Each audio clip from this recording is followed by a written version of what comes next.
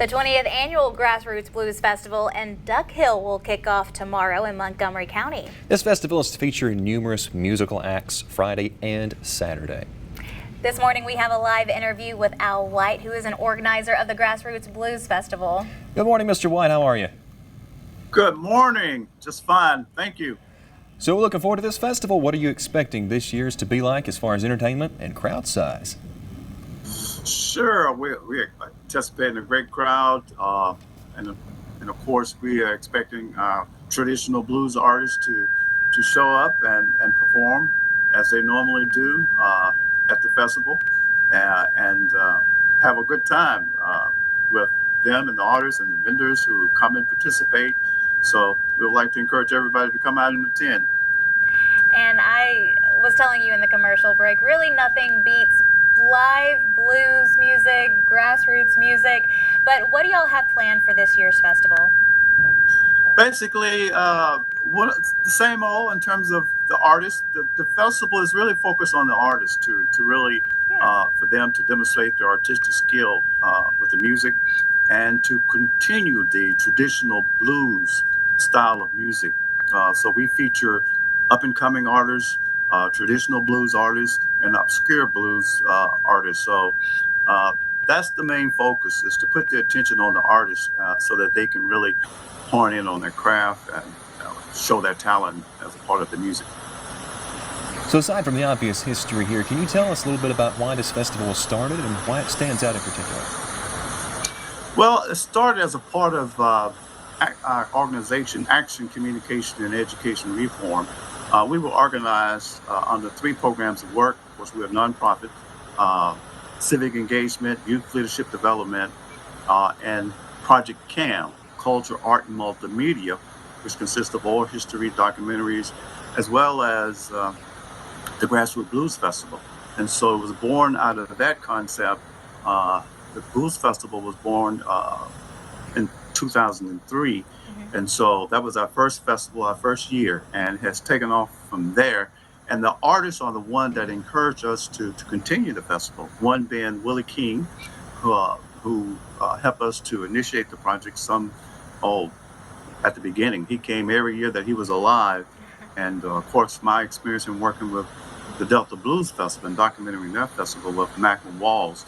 Malcolm really focused on how we should continue the traditional blues, which is a rich part of our cultural history here in Mississippi. And the pictures that you've shared with us and that we're showing viewers right now are incredible. Everyone's just smiling and it looks like a blast. And I can see that you've been a part of this for a while. So why is it so important for you to be involved with the festival and promote the blues? Sure, because it's a part of our community organizing engagement work. Duck Hill is a small community like most small towns here in Mississippi, and we have to generate that kind of interest. But it's pretty much, again, focused on bringing community folks out, as well as the vendors, to support them and the artists. For me, it's a labor of love. I used to do the Blues Festival, and I talked to a lot of artists, I videotaped a lot of artists, worked with a lot of them, and one in particular that stands out, he gave me 5 minutes to interview him. His name was Little Milton Campbell. And as a part of that process, in terms of the documentary that I was doing, Little Milton Campbell told me that said, the radios are not playing our music. This was in 1985. And so from that point on, out of that 5-minute interview that he told me that I had, ended up being about 60 minutes. Wow. And we talked a long time. He shared a lot of information. And that really kind of got me really interested in doing this kind of work. Yeah. So now I'd like to ask you a little bit more about the area. You mentioned the small town, of course. So what would you say makes Duck Hill a good place for people to visit? Oh, Duck Hill has a lot of history. Of course, before the interstate, right? Highway 51 and the rail line came directly through the heart of Duck Hill. And there's a lot of history.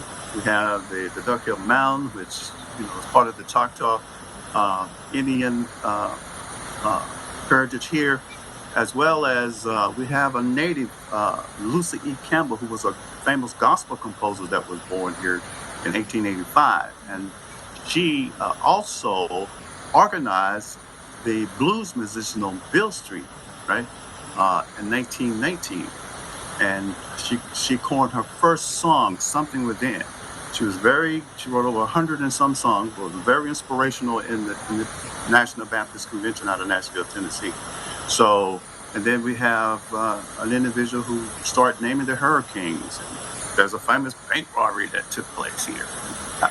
So it's a very interesting place to visit. Of course, in 1868, the mule train came through here as part of Dr. King's Poor People campaign, right before he was assassinated. So there's a lot of rich history and culture here within Duck Hill, but also in Montgomery County as well.